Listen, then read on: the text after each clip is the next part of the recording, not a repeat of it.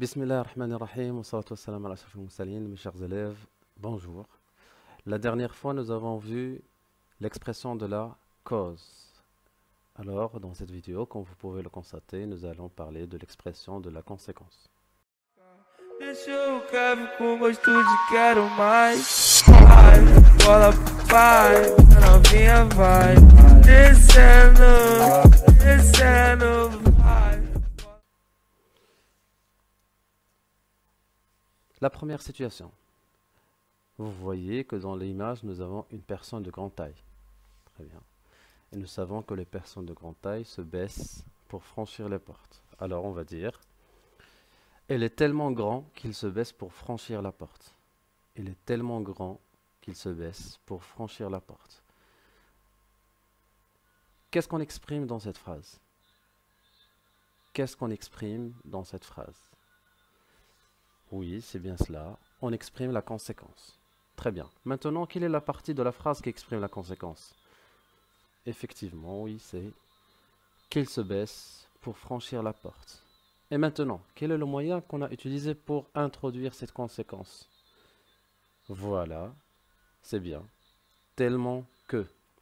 Tellement que, c'est l'expression ou bien le moyen qu'on a utilisé pour introduire la conséquence dans cette phrase. Et maintenant, comment appelle-t-on une proposition qui exprime la conséquence? Oui, c'est bien. C'est la subordonnée circonstancielle de conséquence. On l'appelle subordonnée circonstancielle de conséquence. Voyons voir maintenant la deuxième situation. Comme vous pouvez le constater, nous avons une image où il y a la pluie. Il pleut. Très bien. Deuxième image, nous avons une maison qui est inondée. Et on peut dire que la rivière qui est à côté a débordé. Il a beaucoup plu, si bien que la rivière a débordé. Il a beaucoup plu, si bien que la rivière a débordé.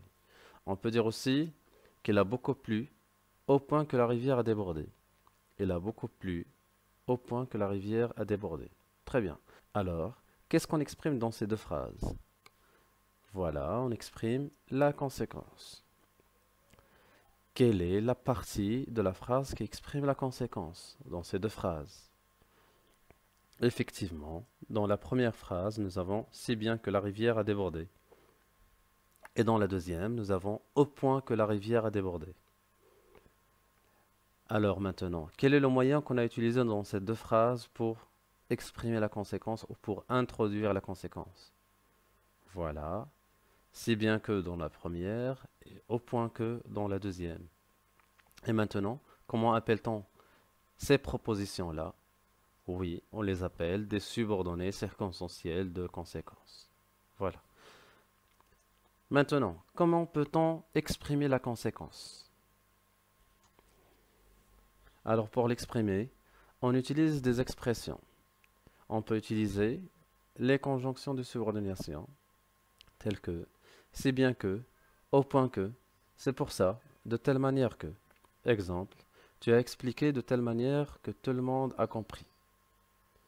Ou bien, on peut utiliser si que, tant, ou bien tant de que, tellement ou tellement de que, un tel que. Ces expressions-là, on peut les utiliser pour augmenter l'intensité de la conséquence. Exemple, il a tellement changé que je ne l'ai pas reconnu. Il a tellement changé que je ne l'ai pas reconnu. Le mode de conjugaison utilisé dans la subordonnée, c'est l'indicatif. On peut utiliser aussi trop pour que, assez pour que. Exemple, il fait trop chaud pour que nous puissions travailler. Il fait trop chaud pour que nous puissions travailler. Le mode de conjugaison utilisé dans la subordonnée ici, c'est le subjonctif. On peut utiliser des locutions prépositives. Nous avons assez pour, ou bien trop pour. On peut utiliser aussi au point de. Exemple, elle est trop vieux pour faire ce travail. Elle est trop vieux pour faire ce travail. Le mode de conjugaison utilisé dans la subordonnée ici, c'est l'infinitif. C'est tout pour aujourd'hui. J'espère que ces informations vous seront utiles. Et maintenant, vous pouvez faire la différence entre une cause et une conséquence. Et vous pouvez les exprimer de manière facile. Je vous dis au revoir et à la prochaine vidéo, Inch'Allah.